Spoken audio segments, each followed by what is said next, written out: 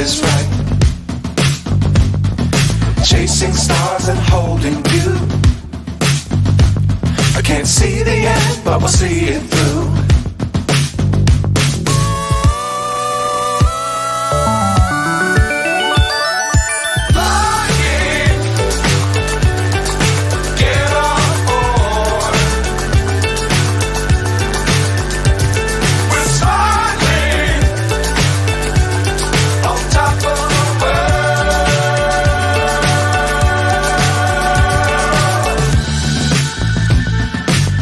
Times don't fly too high. Be sure to keep the ground in sight. Fly forever if you keep it tight. Love the world but keep the sky on your mind.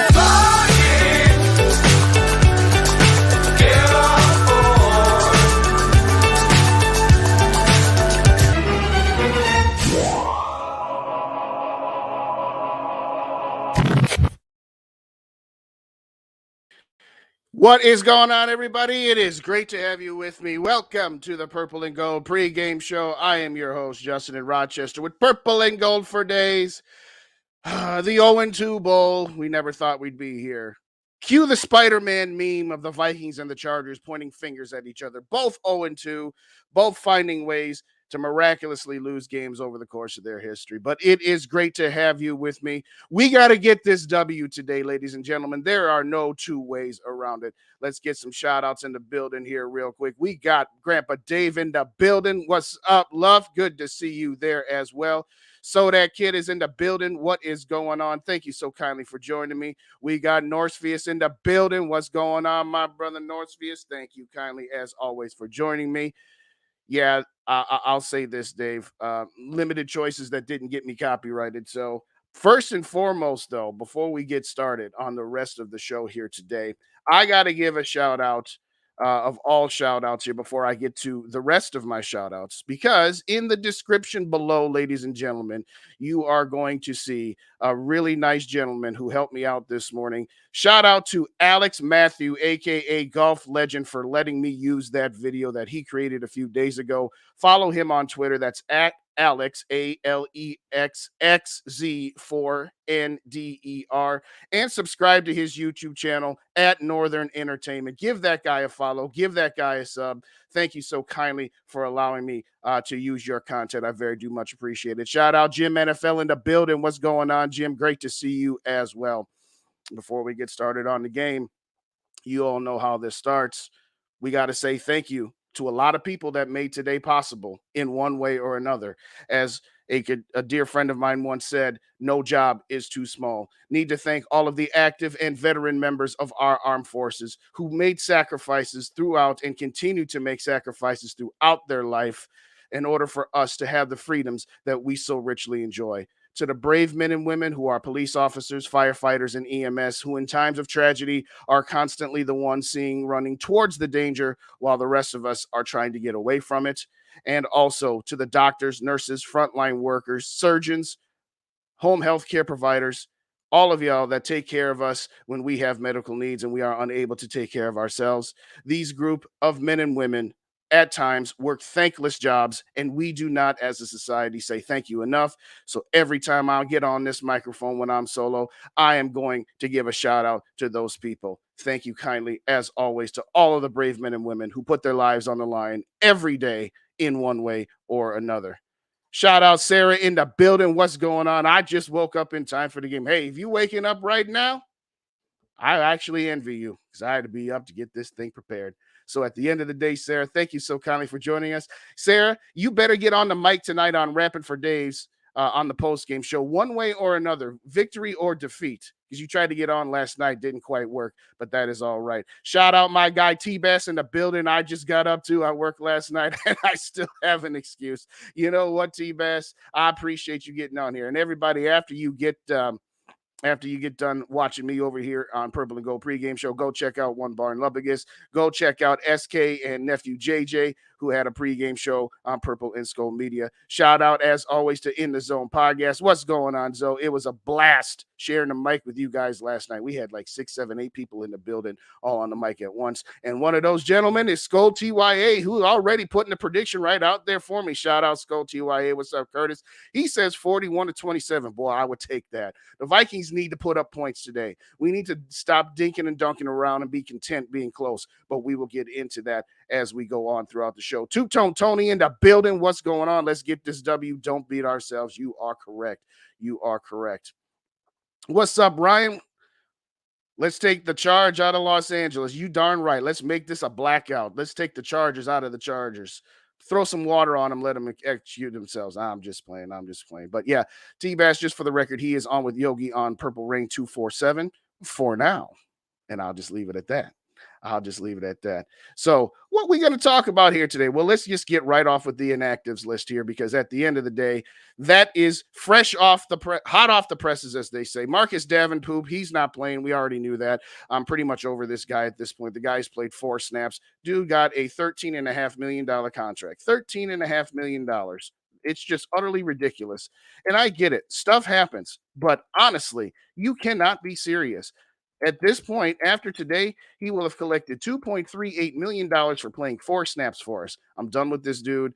I use the phrase with Andrew Booth Jr., anything we get out of this guy is found money. I don't even know that we can find any money with this Davenport guy anymore. Jaron Hall officially listed as inactive, but he will be the 3rd quarterback. He will dress today. That's just one of those rules where technically he's inactive, and he can only come in if both Kirk Cousins and Nick Mullins ultimately get injured, or he can come in the 4th quarter if we're up by 21 points, but I digress. No shock really on Nick Muse. He's still kind of in timeout. Garrett Bradbury, let's talk about him a little bit. I did not like when the Vikings signed him. I thought, move on. Yeah, he did show some improvement last year, and that's all well and good, but they got him on the cheap, and they figured, well, we can get Bradbury back for $4 or $5 million, or we can spend $11 million on another free agent center, or we can draft one and see who the heck knows what happens. He's out again. Here's the thing. Bad back when you're a 300-pound man and you're bending over every play, snapping the ball. It's just going to be one of these chronic things with Garrett Bradbury, I'm afraid. I'm a little surprised on the Kairos Tonga bit, but I am happy that we are going to see some Jaquelin Roy today, and we're going to see some Andre Carter Jr. today. Now, how much Andre Carter Jr. will get in on defense, we don't know, but I am really excited to see Jaquelin Roy finally get some snaps in the building here as well. So ultimately, those are the inactives. We'll get to a few other inactives from a few other teams around the league, but we'll get to that here shortly. Let's get back to the comments here. Just need to make Davenport an honorary 2020 draft pick. Line of the day so far, T-Bass coming out hot. Give up the 0. Absolutely. I mean, I know he's played 0, basically, but he absolutely needs to give up that 0 and let Pace Gang take that number from them as well. Chargers will run the ball 45 times if they let him. Yeah, that's true. We'll talk about that in a little bit here, T-Bass, as well, but you are absolutely right. What's going on? Viking Gaming in the building. What's going on? Shout out to Viking Gaming. Thank you kindly for joining me. I appreciate you, boss. I appreciate you. As well as my guy, SKOL for Life Barber 1975. I appreciate you showing up here this morning. Put your score predictions in the comments here, ladies and gentlemen. I'll get to that at the end, but get them in here for me now so I have them ready for me later. Another SKOL for Life. What's up, my man? SKOL for Life in the building. What's going on? Pleasure meeting you a couple weeks ago as well. So when will Davenport grace us with his presence? I don't know. I honestly don't know, Ryan. I've given up on the guy at this point. At this point, I'm just kind of over it. Shout out to Evil in the building. What's going on, to Evil? You know what? I'll use this one instead. Wait, is that my? No, it is not. It's not happening. But I appreciate you, man. I appreciate you. Thank you kindly. And as Norcia says, wipe the feet at the door, hit them like buttons, and hit that share button. Put it out on Twitter. And yes, I still call it Twitter. I don't care. Share it on Facebook. Do whatever you got to do. Let's get this chat pumping. All righty. You know, I forgot to do this. I forgot to turn the music back on. Off my rhythm here. Off my rhythm a little bit. But anyway, O-line configuration. We signed Dalton Reisner, finally, and Dalton Reisner is active today. Whether he starts or not, we'll find out in about 42 minutes. But having said that, Dalton Reisner will get playing time today. No, again, whether he starts or whether he just does spot duty or whether they rotate to get him up to game speed, I don't know, and I don't care. I've said it before. I will say it again. I just want the 5 best guys out there. But let's listen to what head coach Kevin O'Connell had to say on the matter, because he had some interesting comments. We're going to play the best 5 combination we can. The interior offensive line, you'd love to have Garrett back as fast as possible. Throw the football with the effectiveness. Austin and Ezra and Ed all did some really good things in the pass pro. A lot of time over this past weekend as a coaching staff looking at our run game, looking at what we've done, what we can do clearly better, how we can coach it better, how I can call it better. I want them to be the driving force behind that success. With that depth now, you feel very much more comfortable here, knowing we've already played 8 guys in 8 quarters. So Dalton get up to speed and continuing to pour into Ezra and Ed.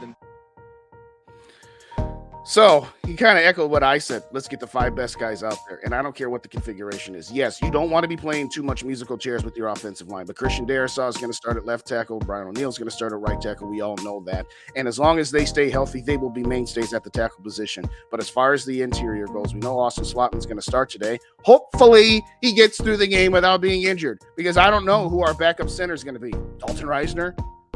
Ed Ingram? Joe Bag of Donuts? I don't know. But we got to pray for health on our offensive line. I mean, it's the obvious. You win the game in the trenches. And obviously, again, you got all this talent with Kirk Cousins, Justin Jefferson, Jordan Addison, KJ Osborne. And we'll talk a little bit about the running game here as well. But I don't care. Get this O-line figured out. You're not going to figure it out in 1 week because he just got here, despite the fact that we were calling for him to be here back in, I don't know, June, July, August. But I like at least what Kevin O'Connell said. And he doesn't say much. He does a lot of coach speak. I'll tell you guys right now, that 33-second clip was actually over the course of about 4 minutes. That's how many digressions and uhs and ahs and you knows that he does. But having said all that, I agree with his overall sentiment. He says he's going to let the players determine that. Well, okay, to a certain extent, I agree with that. But to a certain extent, I also say you're the head coach. You put the best 5 guys out there, and you find a way to get this running game going. Now, Akers not going to play today. He was inactive. We saw that earlier. Get Alexander Mattison involved early and often. And you know what?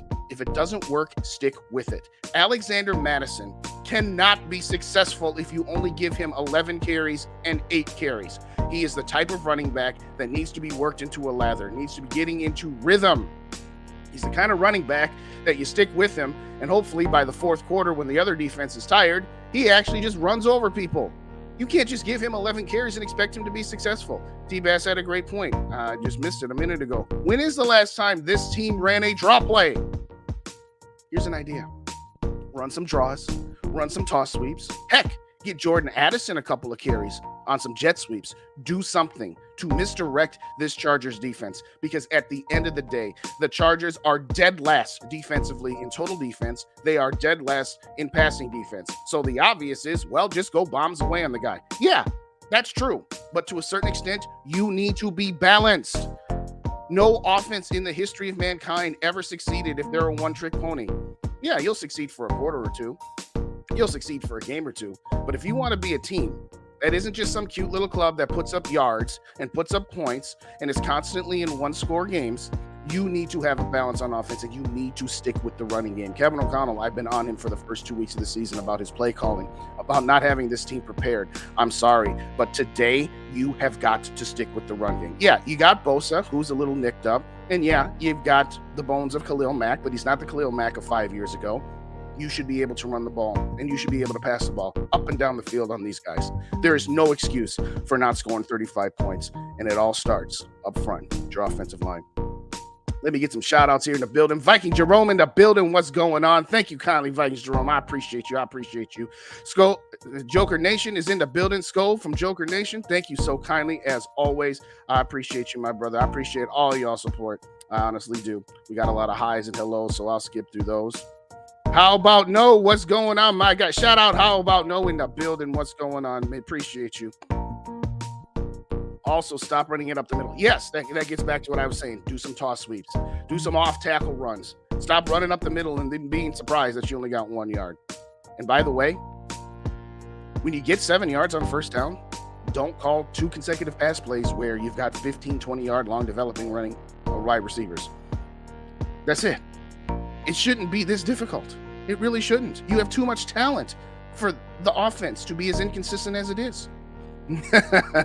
Ice-T for days. I appreciate you, Joker. I appreciate you. Ditter in the building. What's going on? This dart throwing of players needs to end. The vision needs to start next year. Vision needs to start now. But you're right. It might be too late to start a new vision at this point. But I will give the Vikings credit. It's kind of one of those day late dollar shorts. They saw that they had some needs, that they needed some more running back depth, that they needed help on the offensive line. They saw things that we saw all off season and finally addressed them. But nevertheless, got to give them a little bit of credit here. Hopefully those things pan out for us. Well, Roger, I'll say this. Shout out, Roger. No screen plays to tight ends. I don't mind screens to the running backs, but running a successful screen means you need to have all of your offensive linemen, quarterback, whoever you're throwing the pass,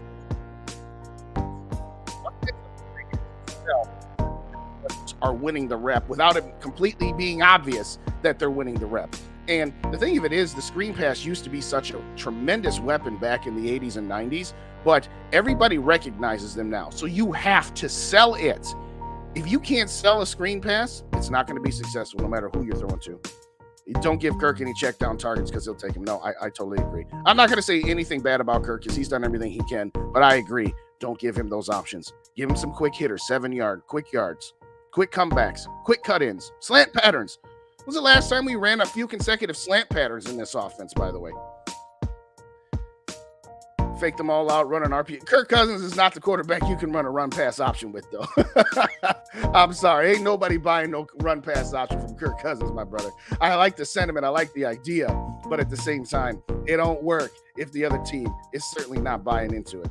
Having said that, let's divert from the Vikings a little bit and let's go around the NFC North here. We got the Saints going to the Packers. We got the Falcons going to the Lions. And we got the Bears about to get destroyed by the Kansas City Chiefs. I'll make this segment short. Starting with the Chiefs and Bears, there's nothing to say. Patrick Mahomes is going to get a get-right game today. That is for darn sure. The Bears are an absolute mess. They are a hot mess. They got the FBI raiding Bears headquarters. Could you imagine if the FBI showed up at TCO and what we'd be thinking and saying? My gosh, that team is awful. The Detroit Lions host the Atlanta Falcons. That's going to be a very interesting game. It really is. This Bijan Robinson kid, we kind of thought about the Falcons taking a running back with the 8th overall pick, and should you take running backs this high? Well, kind of like with Adrian Peterson, when he's that good, yeah, you take him that high. He utterly ran roughshod over the Green Bay Packers last week, and I expect him to do a lot of the same today in the city of Detroit. And oh, by the way, now that Sean Payton and Drew Brees are gone, we shouldn't hate the Saints all that much, and we are definitely Saints fans today. And by the way, Packers got a lot of guys out. Christian Watson out, Aaron Jones out, Jair Alexander out. The Saints absolutely should beat the Green Bay Packers today. And once again, the 3 opponents in our division absolutely should be going 0-3 today. So regardless of the fact that the Vikings have started off slow, regardless of the fact that the Vikings have kicked away a couple games with all these turnovers, we can be right there in the division. And guess what? Green Bay and Detroit play each other on Thursday Night Football. So one of those teams, barring a tie, is going to take another L.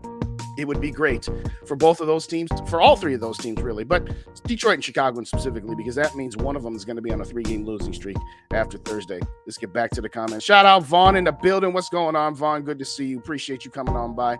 Put it in the comments, again, what you got for the score. And put in the comments what's on your itinerary for food today.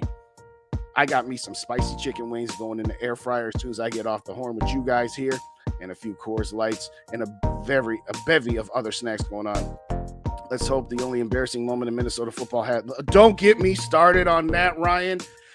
My Minnesota Golden Gophers blew a 31-10 fourth quarter lead. It was utter embarrassment. I don't know what the heck to think of PJ Fleck right now. He's a great recruiter. He's a great motivator, but God, he sucks right now as an in-game head coach. I'm sorry. House call from the doctor. Dr. Proto is in the building. What's going on, doctor? Good to see you. Good to see you. Jim NFL says 37-9 for the Chiefs.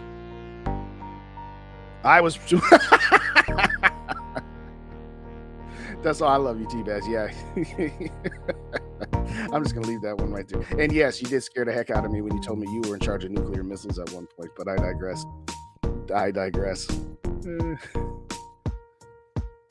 Northview says he's got some grain belt jerky and popcorn. All right. It's been a minute since I've had a grain belt, but it's been a minute, but it's not too bad. All right. Final thoughts on the game today. Then I'm going to get out of here. I'm going to keep this one a touch shorter today because I haven't started cooking yet. Vikings 0-2. Could easily be 1-1. Realistically, should be at least 1-1. Could easily be 2-0. 7 turnovers on your offense, 1 turnover on your defense. To state the obvious, stop turning the ball over, and you'll probably win. Get a few takeaways, and you'll probably win. You just need to take care of the ball. Kevin O'Connell, you haven't had this team prepared yet. You better have them prepared today. You had a mini bye week to do some soul searching, as I have said, and you better have this team prepared. This team is a powder keg ready to blow. One way or the other. It's either going to blow up successfully and you're going to have an offensive performance because you got a noon game at home, which, you know, Cousins and the Vikings are very successful at, or you're going to have a powder keg because if you lose this game, all hell's going to break loose. Finger pointing will start from the defense to the offense, Flores to you. There are no excuses. There's no way you should lose this game. Justin Herbert, he's a very good quarterback. I don't think he's a great one yet. I think he's a touch overhyped, but at the same time, yeah, I think he's got a lot of tools, and I think he's in a bad situation. You know, Kirk Cousins will say, hey, he was in a bad situation when he was in Washington. You know, same thing might apply to Justin Herbert right now. The kid's got an arm, but at the end of the day, stuff just happens. And a lot of people in the Chargers media will say a lot of the same things. It's never Justin Herbert's fault. It's always the line. It's always the defense. It's always the coaching. This team has the capability of coming into your building and putting a W on US Bank Stadium. If, Tampa Bay, Baker Mayfield. If Baker Mayfield can come into US Bank Stadium twice now and put a W on our field, then you better believe Justin Herbert can too. Defensively, you just need to shore up your run game, and you just need to pressure Justin Herbert. Yes, they're going to get theirs. Their wide receivers are absolutely going to get theirs, just like Mike Evans did, okay? But at the same time, the defense is going to get you stops. And offensively, you have to take advantage of a turnover if you get one, or if they force a couple of early 3-and-outs. You can't be content with not scoring points when your defense gets you a stop. I'm not saying you got to score a touchdown on every drive, but you have to take advantage of your opportunities early. You need to be up. You need to have at least 21 points on the board, if not more, by the time halftime rolls around. Excuse me for just a quick second.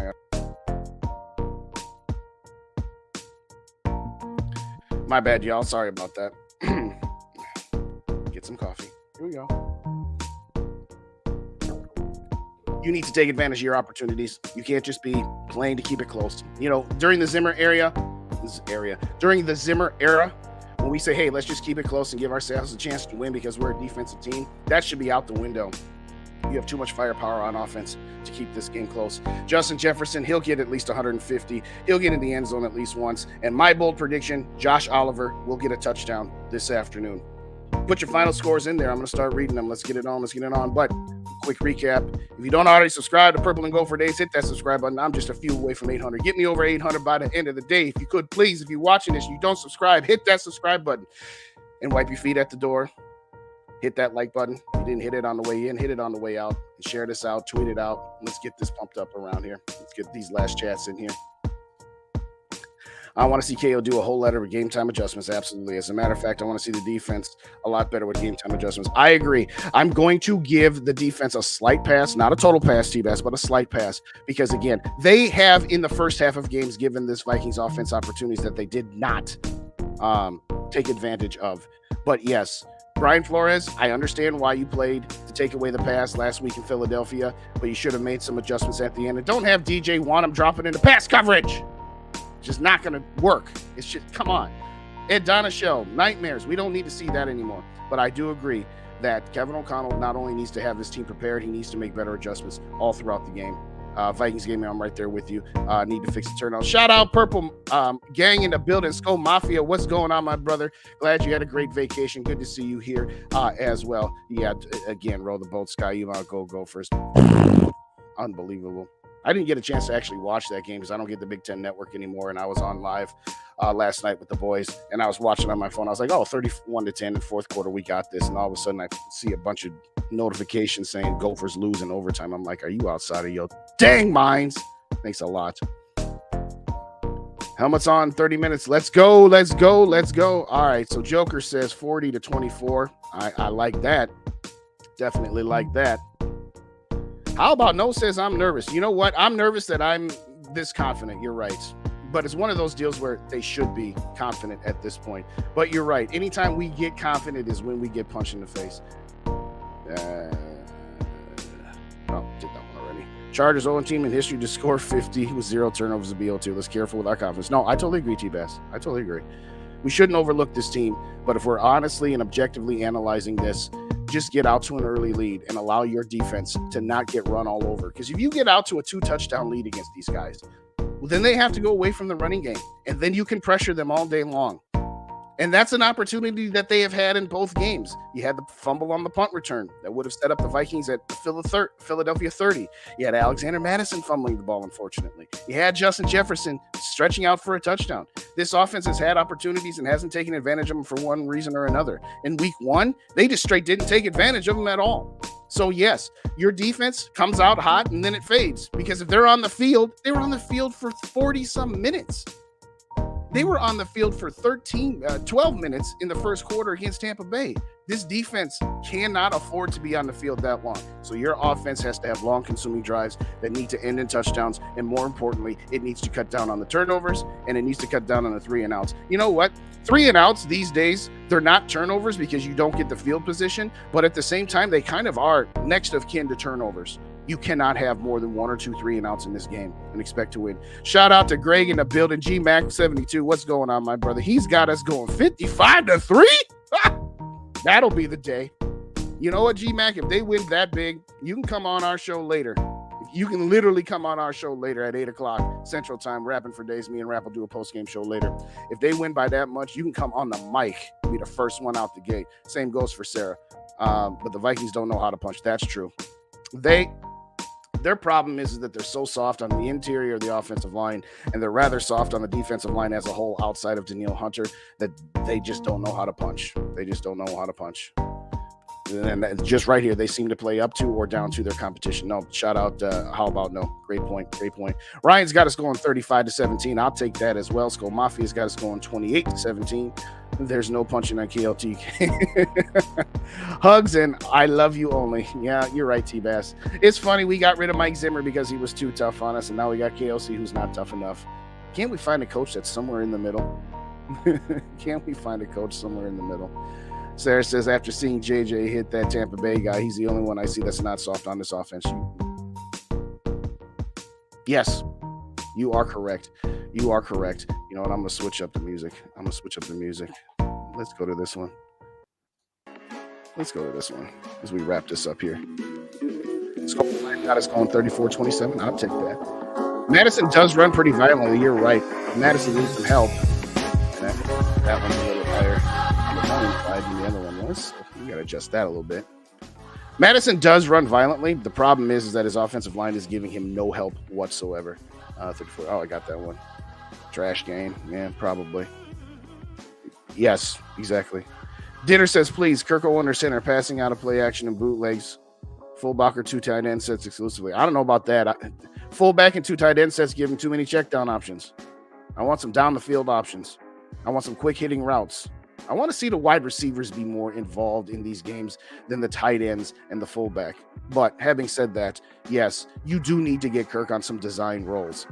Because if you design roles for him, then the pocket is moving. The problem is if you don't design it, he'll just assume that the offensive lines are going to be able to execute their assignments. And by the time he realizes that he needs to move, oftentimes it's too late. So yes, get Kirk on the move. He's really good on the move, particularly to his left. As a right-handed quarterback, he's one of the best passers when he's rolling to his left. And that was a staple in the Stefanski/Kubiak rolling him out. And yeah, you do need to have an effective run game to make that somewhat passable, but at the same time, do it anyway, because then he's on the move. And then he's not seeing, oh, I got a guy in my face, I better get rid of it quick. But I agree with SKOL for life right here. Right here. Put your foot on the pedal and don't let off of it. Yes, you are at home. You got a crowd that is itching to blow up and cheer loud and say, hey, we kicked away a couple of games, but we can still do this here. T-Bass is no Packers fan, Jim NFL. That is for dang sure. Viking Gaming, I'd love to join the show, especially if we got to vent, but hopefully it's going to be all cheers tonight. Yeah, again, 8 o'clock. It's not on the channel yet here, but it will be probably about right after the game. So come on back here tonight. It'll be me and Rap going live, and it's going to get spicy one way or the other. It's going to get spicy that we won a game, we should be 2-1 or 3-0, or dare I say if we are 0-3. Oh, boy. Yes, I agree, Joker. Hopefully Addison is wide receiver 2 now. There should be no more discussion on that. There should be absolutely no more discussion on that. Yeah, G-Mac, I addressed Bijan. I'll say this. We better fix our run defense, or Bijan Robinson's going to break Adrian Peterson's record against our run defense if we play like that. If we play like that. Oh, you saying who is your pick for offensive rookie of the year so far? Oh, it's absolutely Bijan, although Puka's right there. With all due respect to Jordan Addison, he's not going to get rookie of the year unless he just turns it up and tears it up, which I seriously doubt is going to happen because you got Justin Jefferson. But if other teams say we're going to put 3 guys on JJ and make you beat us with Addison and Osborne, then maybe. But yeah, Puka and Bijan right now are the odds-on favorites, to say the least. Final score prediction for me, I say 38-35. Vikings get the win. I believe that it'll be 38-28 with about 3 minutes left, and that the Chargers will get a garbage time touchdown to make the game closer than it should. But this should be a game that you absolutely dominate. This should be a game that you get up early, get up often, and as I said, keep your foot on their throats. Don't let them up. Don't let them up. Absolutely, JJ got robbed for Rookie of the Year. Thank you, Mike Zimmer, for not starting him for those first 2 games. Having said all that, anybody else got a final score prediction or a food itinerary for me before we get up out of here? I want to thank all y'all for coming, for real. You don't know what it means to me and how humbled I am that I can turn on a microphone a little less than an hour before kickoff and have 30-some people in the building listen to me yap about the keys to the game and what I think. But I will wrap by saying this. If the Vikings do not win today, frankly, they need to win both of their next 2 games. You need to be 2-2 going into that Kansas City game, because you got to count that one as a loss unless something dramatic happens. But let's just say, for conversation pieces, you got to win today, and you got to go to Carolina next Sunday and get a W there just to get back to even.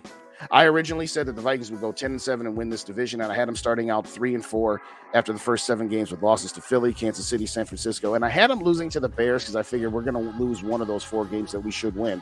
Ultimately, turned out that Tampa Bay was that. So now you got to get that Chicago game, and you got to go 3-1 in your next 4 before San Francisco comes to town.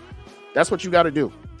You got to go 3-1 in your next 4. But specifically for right now, yeah, we can look ahead because we're fans. I know the team doesn't, or at least they say they don't. But you got to win your next 2 games. If you go anything but 2-0 in the next 2 weeks, Katie, bar the door. Don't give me we can go through all these stats about teams that start 0-2 and teams that start 0-3. Because, yes, the 0-3 is the new 0-2 now that you got 14 teams going to the playoffs and you got that 17 game. But you lose today or next week and start out 1-3 with the games you still got left. Forget about it. I said after they start 3-4 that they would go 4-1 in the stretch that they have up to the bye week. When you're talking about the Packers, the Falcons, the Saints, the Broncos, the Bears. Yeah, you could easily go 5-0 in those games. So if you get to 3-4 and you're 8-4 into the bye week, you're still in good shape. In this garbage division, absolutely. But you go 0-3, even if all of the rest of the teams lose today, as we anticipate and as we hope. And you lose this game, starting out 0-3, at that point, you're relegated to being the team that wins a garbage division. And you might be relegated to that anyway. But I don't want to get to the playoffs, lose in the first round, because we played in a garbage division and because the rest of the teams are terrible. I want to go there because we're good. I want to go there because we earned it on our own. So again, got to win today. Got to win next week. As I said, 38-35. I think it's going to be a high-scoring game. The over-under at this game started off at 49. I believe it's up to 54, if not 55 here. So a lot of people betting up the over in this game. Ditter, starting Kelly, running back fantasy. Sorry. Not sorry. JJ and Addison still on the field. Yeah. I feel you. Number 3 needs more target. Yes, absolutely he does. Here's the thing about Addison. I did see a tweet from Luke Braun, who did a nice film review on Jordan Addison. He's got to be put in motion more often because he's having a tough time getting off jams on the line of scrimmage. He has done relatively well, obviously, 2 games, 2 touchdowns when he's gotten free releases and he's taking advantage of the opportunities. But we need to get Jordan Addison in motion more often. We got to find a way to get him freed up so he's not jammed up at the line of scrimmage. I saw a highlight reel of about 6 different plays, and he just got smothered at the line of scrimmage. So, Kevin O'Connell, that's back to you. Figure out a way. G-Max says, I actually have a bad feeling. I hope I'm wrong, but it feels like those lucky breaks from last season are catching up. Honestly, it's the randomness. I feel you. I don't think it's that it's catching up with us. I just think that We weren't prepared. We were not prepared week 1 against Tampa Bay. That's not about luck catching up to us. That's about that they were like sleepwalking. You got false starts in your own building. You got a guy lining up offside on a field goal attempt. That's not luck. That's just execution. And that's just preparedness. But having said that, yes, the narrative around the national media is, the Vikings were 11-0 in one-score games, and we told you they were going to regress, and now they're 0-2. Look at some context behind that. You turn the ball over 7 times. That's not regression in one-score games. That's just lack of execution and lack of preparedness, if you ask me. But I'd like to see the Vikings put this game away in the first half and have all junk second time half. I would love that. I would absolutely love it. Now, Hall can't get into the fourth quarter, but I get your point. Bo Nix literally looks like a mobile KOC. I think he falls to us. Yeah, Bo Nix looked pretty good. Yeah, the Sanders boys, they got a rude awakening yesterday. I'm not saying that, all the hype around Colorado was unjustified. Some of it, maybe a touch too much, but it's one game. I'm just going to say Cat because I'm going to screw up the first name. Shout out to Cat in the building. Think this might be your first time. Everybody, give a little warm welcome to Cat up in the building. Thank you so kindly for joining me. Hit that like button, hit that subscribe button as well. He's not a big wide receiver. Yeah, I know. And like I said, that's on KOC to get Jordan Addison more freely involved. But I agree, he should be the number 2 wide receiver. KJ Osborne is what he is. KJ Osborne is a solid, very good number 3 wide receiver. And asking him to be a 2, I understand. He's a great dude. Don't get me wrong. I'm talking about him on the field. I'm not talking about him off the field. Off the field, he's a tremendous human being.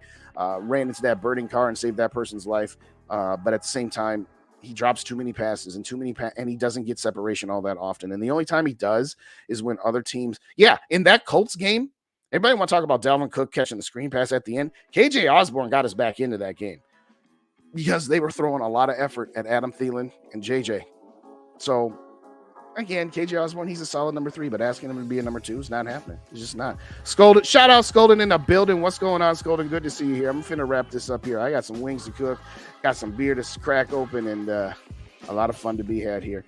If y'all could, if you want to watch a live party, you got Realistic Randy's doing a watch party. One Bar in Lubbock is doing a watch party. But come back to us tonight at 8 o'clock Central Time on Purple and Gold for Days. Me and Rap will do a whole live post-game show. And also, if you don't already subscribe to Vikings First and SKOL, that is Dave, Tyler, and Darren's network, they will go live at the 2-minute warning today as they do for each and every Vikings game. That's going to wrap it. Thank you so kindly for joining me. I'm extremely humbled. Oh, real quick, one more shout out. We got Frozen North in the building, getting in under the wire. Just hit the rewind button and started from scratch. Only went about 38 today. Didn't get to the full 45, but that's all right. Thank you so much, Frozen, for joining me here today. Shout out one more time to T-Best. I was hoping to get 1 week without hearing about Deion Sanders. Yeah, sorry, dude. I only pointed it out because they got destroyed. So you can take that for what it is. Shout out Zach in the building. What's going on, Zach? Shout out Blowfishers as well. Hey, that's a great thing about YouTube. You're never late. You never really miss it. Just hit that rewind button and check it out from the start. Got that nice hype video. Again, want to say shout out one more time to my guy, Alex Matthew, who cut that promotional hype video that I did at the start of the show. So check that out there as well, if you could, please, ladies and gentlemen. Give that man a sub on YouTube. Give that man a follow on Twitter. Yeah, I'm not really sick of him. I think the media does what the media does because he knows it sells. So I'll be back tonight with that W. Yes, sir. Yes, sir. Scope for Life Barber. You are correct. Shout out My Worthless Opinion. Hope to see y'all after the win. Yes, sir. My Worthless. Thanks for coming. I appreciate here. You were here the whole time. All right, Zach. I appreciate you. Oh, shout out to Lewis in the building. What's going on, Lewis? Kirk will throw for 400 yards. Yeah, I said that he should be throwing for no fewer than 350 yards and no fewer than 3 touchdowns. And my bold prediction is Josh Oliver gets in the end zone today as well. Thank you so much. Shout out to Lewis. Everybody say hello to Lewis. It's the first time I've seen Lewis in one of my chats. So I appreciate you coming on by. Hit that like button on your way out if you didn't hit it on the way in, ladies and gentlemen. And if you don't already subscribe to Purple and Gold for Days, hit that subscribe button. I'll be back later tonight at 8 p.m. Central Time with Rap. I'll be on tomorrow night at 8, probably about 8:15, around halftime of the Monday night for SKOL for Days. And, of course, 6:30 on Tuesday night as well. I want to say thank you one more time. Appreciate you. Appreciate each and every one of you, whether you put something in the chat or not, for coming out and watching here today. I appreciate you guys. Thank you kindly for joining me. And as always, SKOL to the next episode. Get it in there. And let's get this W today. No excuses. That's what it's going to be if they lose. No excuses. That's what the thumbnail will say tomorrow night. No more excuses. We got to get this victory today. And like I said, I'm going 38-35. Thanks again, everybody, for joining. Enjoy the game. And we'll see you tonight at 8 o'clock on Purple and Gold for Days. Peace.